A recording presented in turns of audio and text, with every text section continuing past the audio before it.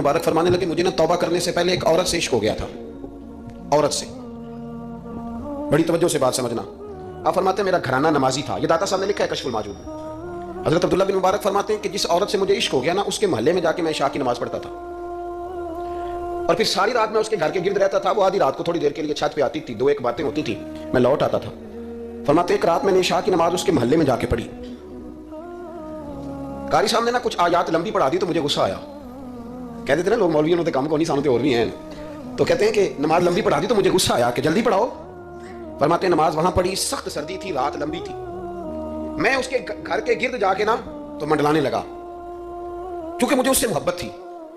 फरमाते हैं कि 1 घंटा 2 घंटे 4 घंटे 5 घंटे हत्ता के सहरी का वक्त हो गया, पाँव फूटने लगी। तो वो ना भागती भागती छत पे आई और कहने लगी कि घर में रश बड़ा है, मेहमान ज्यादा है, आज बात नहीं हो सकेगी। कहते ये लफ्ज कहते वो नीचे उतर गई। जब मैं वहां से वापस निकला तो फजर की अजान शुरू हो गई। यूं समझ लें कि 13 घंटे 14 घंटे बीत गए। हजरत अब्दुल्ला बिन मुबारक फरमाते हैं अचानक ना मैंने अपने दिल पे तवज्जो की।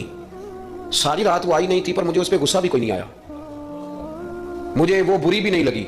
सारी रात उसने खड़ा रखा लेकिन मेरे दिल से उतरी भी नहीं। को नहीं समझ आई आपको मेरी बात? फरमाते हैं कि फिर मैंने अपने दिल पे तवज्जो की तो मुझे समझ आई कि मुझे उससे खरा प्यार है, सच्चा प्यार है। यानी उसने आधा जुमला कहा कि मैं मजबूर हूं, तो मैंने उससे मजीद ना कसम उठवाई ना गवाह मांगे, मैं उसकी वो मजबूरी भी फौरन ही मान गया। तो जनाब अब्दुल्ला बिन मुबारक फरमाते हैं कि जब मैंने वुजू करके मस्जिद में जाके 2 सुन्नतें पढ़ी ना, तो मेरे अंदर से आवाज आई, अब्दुल्ला अगर एक बीबी के लिए तू सारी रात खड़ा रह सकता है और उसकी सख्त बात सख्त इंतजार भी तुझे गुस्सा नहीं दिलाता, अगर औरत के इश्क में सारा कुछ हो सकता है तो रब रसूल के इश्क में भी हो सकता है। फिर उनकी बताई हुई तरावियां तुझे गुस्सा नहीं दिलाएंगी, फिर उनका कहा हुआ रोजा तुझे गुस्सा, फिर तो ये नहीं कहेगा कि बड़ा मुश्किल काम है जी गर्मियां के रोजे ने, फिर तेरी जुबान से कोई लफ्ज है इसलिए कि महबूब पर गुस्सा।